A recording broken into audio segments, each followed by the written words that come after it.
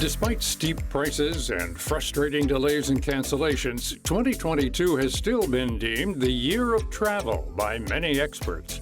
About 63% of Americans are planning to get away sometime this summer, according to TripAdvisor.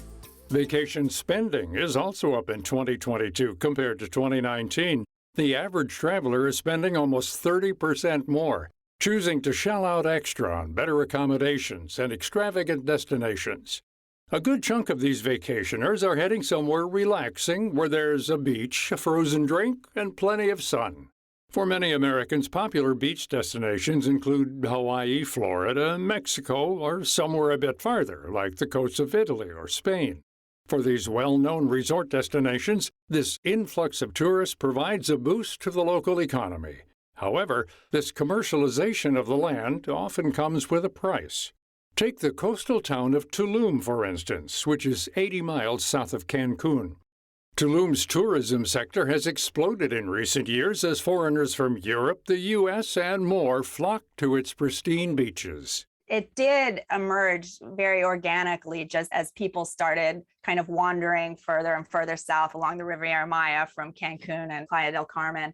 But as it grew, the infrastructure didn't keep up with it. So it's not hooked up to any kind of infrastructure. So it's a place that is presenting as an eco-paradise, and it's not really. It has a lot of ecological problems that are emerging as it gets more and more popular. That's Sarah Stadola, a writer and the author of the new book, The Last Resort, a chronicle of paradise, profit, and peril at the beach.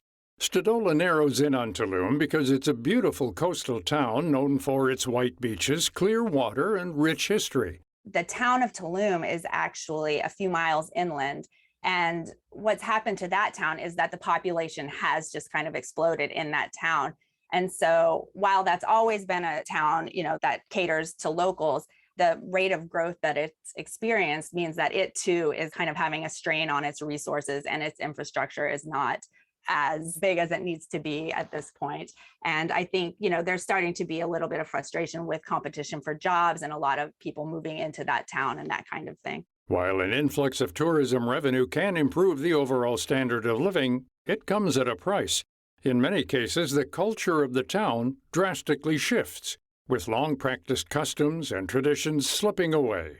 Stadola highlights the island country of Fiji as a prime example. Fiji in general is a really interesting place because land ownership rights are very strong for the local population. So whereas in a lot of, kind of developing countries, the locals can very easily get their land taken away from them when beach tourism comes in Fiji, that doesn't happen. And so the village continues to own the land and lease the land on which the Naviti resort runs. And so in that sense, it has been really beneficial to the village. At the same time, it has completely, I would say, decimated their former way of life. It's changed their culture completely. They've lost a lot of their former culture. They can't fish anymore right offshore, which used to be a major part of their life. So they've lost a lot. At the same time, they've gained a ton in their standard of living. They have access to education and healthcare and all these things now that they didn't necessarily have access to before. Along with the loss of native culture, the influx of Westerners has wiped away the untouched eco-haven of these regions. Rather than rely on the unique beauty of places like Fiji, the land is bulldozed to make room for the typical stereotypes of resort life. If you go out into the water from the resort and look back at the resort and the village, you can tell where the village ends and the resort starts because that's where you start to see palm trees. And so that is a really interesting global element of beach tourism, is that it has exported the coconut palm tree all around the world when really it's not native to anywhere except a couple of different places in Asia. So that has been a really profound kind of shift in the landscape that beach tourism has caused. These planted palm trees are just one part of the heavily constructed landscape. In fact, they serve little purpose other than signaling to tourists that they've reached resort land. Stadola says that many of these stereotypes, from the decor to the frozen cocktails, originated in Hawaii. the kind of ritual of getting a necklace. In Hawaii, it's a lei. In some places, it's shell necklaces. That tradition of getting that when you arrive at the resort came from Hawaii. The whole surfing culture, surf music, all of that stemmed ultimately from Hawaii. So I think really like Waikiki and Hawaii play a really big role in today's understanding of what beach culture looks like. Miley Meyer is a small business owner in Hawaii. Meyer has been working with local arts organizations since she was a teenager and now owns Native Books, a business dedicated to sharing and preserving Hawaiian culture. Born and raised on Oahu, Meyer is no stranger to tourists. She says people who try to learn the culture and customs of the places they visit are more than welcome. But from experience, not everyone cares. They're serious takers because they think that we're a hosting culture, we're a rooted culture. We were here thousands of years ago. So the idea that we can offer people hospitality implies choice. So visitors who come demanding something and thinking that we as rooted culture people, not only Kanaho'iwi, but Hawaiians, people who are attentive to the cadence and the specialness of a place like Hawaii, a place in the middle of the ocean connected to everything. Those kind of people are the ones visitors who are picking up their own trash, respectful of how they drive, where they visit and when they visit. The other guys who are coming in just in droves really need an education about how this is not Disneyland. Meyer believes in general the tropical tourism industry needs to change. This lack of understanding can cause a lot of harm to destinations like Hawaii that are more than just a sunny getaway. Developers ravage the land, build massive resorts, and encourage hordes of people to visit. And once they're done, the locals and wildlife are left to deal with the long-term consequences. You can learn a lot from places like Hawaii. That dynamic is coming, a different quality of visitor. And I didn't say more money, I said different understanding of place, a little more of a guest in the best sense of the word, a little more careful about how they travel, how they behave. Those are good things. It gives us as local people a chance to have the option to welcome them into our world. Stadola agrees with Meyer and believes that there should be no harsh separation between the beach resort and the local community.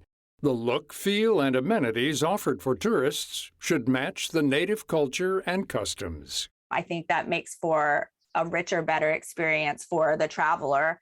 At the same time, it makes hosting beach tourism a better experience for the locals. So, the next time you're searching for a tropical vacation, forego the all-inclusive resort with the palm trees and endless lines of beach cabanas. Dig a little deeper and stay somewhere that's not as developed.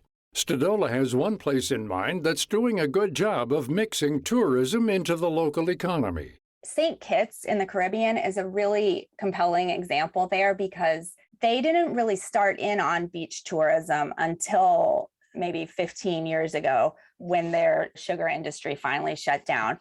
And because of that, they were able to, first of all, learn from the mistakes of other Caribbean countries. And not only that, but they were already a kind of middle income country. So they had some power, and autonomy already with which to start this. And so they've made a concerted effort to integrate beach tourism into the community. And they're making a really big effort not to have the resorts be these bubbles, within the island.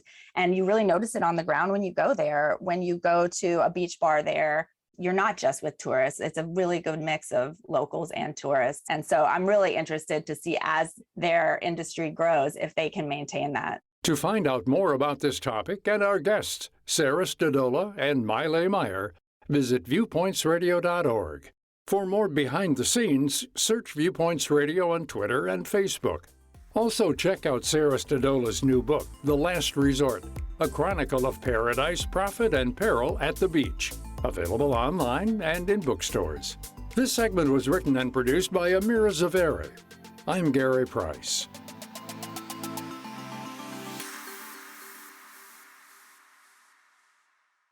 Coming up on Viewpoints. all of these places, they end up on lists that the media makes, like clickbait kind of lists of the most miserable places to live in America. The towns and cities across America that have been left in the dust. Then, I do think there has been real movement that we just didn't see before the summer of 2020. What real progress, if any, has been made since George Floyd's death? I'm Marty Peterson. and I'm Gary Price. These stories in depth on your public affairs magazine, Viewpoints.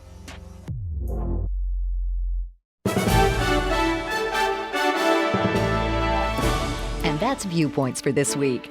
Follow us on Twitter, Facebook, and Instagram to learn more about upcoming shows and find a library of past programs on Apple Podcasts, Google Play, and Spotify. Plus, you'll always find previous segments and more information about our guests at viewpointsradio.org. Join us again next week for another edition of Viewpoints.